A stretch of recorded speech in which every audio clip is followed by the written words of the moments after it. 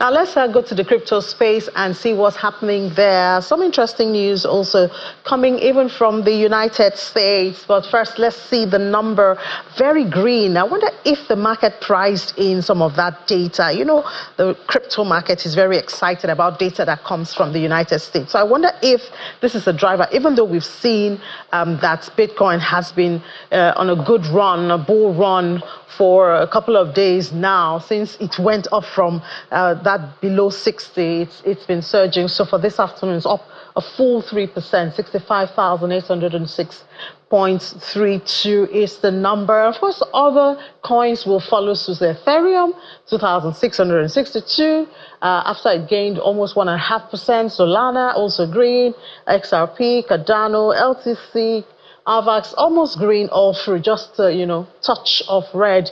That's what we're seeing. But let's see the headlines at this time. That story that the United States has cracked down on Russian crypto exchanges that are linked to illicit operations. Where they said that the United States government took this decisive action against 2 Russian nationals and 2 cryptocurrency exchanges involved in alleged illicit financial activities linked to Russia. We know Russia and the U.S. have not been friends. So whether it's illicit or not, I'm sure something would have gone down there. Well, the crackdown involved multiple agencies, including United States Treasury Department, the Department of Justice, the Department of State, in partnership with overseas law enforcement bodies. That's one story in the crypto space. The other one is still coming from the United States, where the U.S. Securities and Exchange Commission reaffirms that Bitcoin is not categorized as a security, that investors now have opportunity to express their positions on Bitcoin through ETF products, and they refrain from talking about Trump and Bitcoin. But I mean, I know we will still get there. We'll talk about Trump, Bitcoin, and the election, because November is just around the corner. Well, the other issue which I know is on your lip is the issue of Hamster. Yesterday, Hamster Kombat listed, and I learned a lot of people were not so happy about the dust price that they saw. But let's find out what Rume Ofi thinks, and maybe he made some money. Hi, Rume. Good afternoon. Were you disappointed? Did you see this coming? Good afternoon. Yesterday, the ETF got some huge amount of inflows, about 346 million. So it's showing confidence that the market is looking pretty well. Hoping for the best, but in trading, when people are excited, overly excited like this, or if there's greed, you need to sell into the greed, so that you're not caught red-handed. But I think crypto right now is making the wave, is the winner. It's going to be the super winner in the next in the U.S. election coming up, because both candidates are actually routing for both crypto and blockchain technology. So we're hoping to see something good in the future, but in the short to medium term, I really don't think something big is going to come up, because if the all-time high comes this year, for example, you can imagine what would be next year. So I'm expecting maybe a downtime for some of us to get to buy from the lows, so that our bags become filled in a lower price, then see how far we can have the Kumbaya moment in 2025. Yeah, well, I appreciate that, Rume, but I was asking about the Hamster Kombat, and the dot pricing that was noticed yesterday after that listing.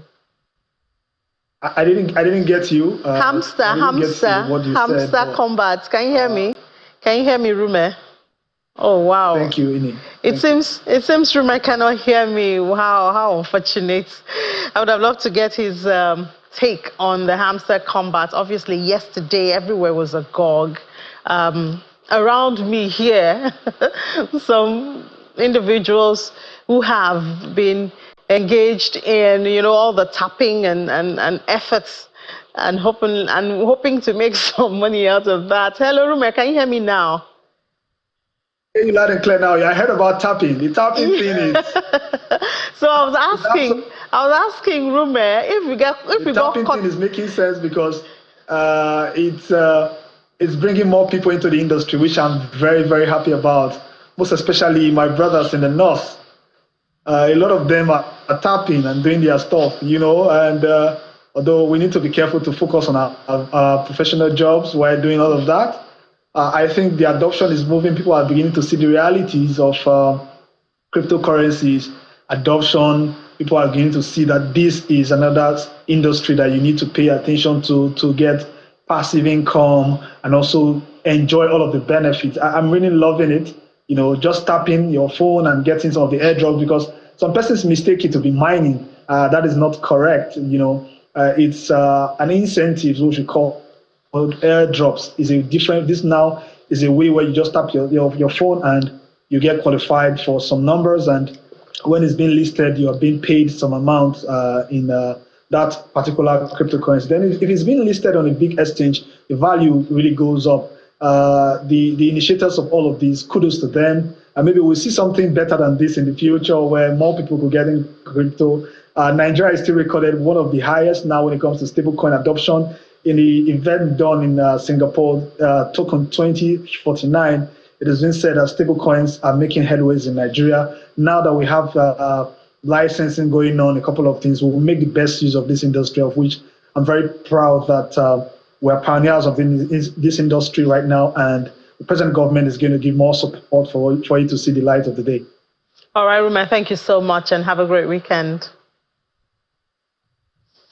So I was talking about that tapping. I don't know if you saw, there was at the time a memo from a ministry from one of the ministries in the northern state of Nigeria trended, where workers were told they could not tap during working hours. So it gotten that much attention that it seems workers were getting distracted, pursuing the passive income. But we'll see what happens after this dust rising that we saw with Hamster Kombat, if more people will still be encouraged to follow that route and see if they can still get some passive income from there. But anyways, that's it.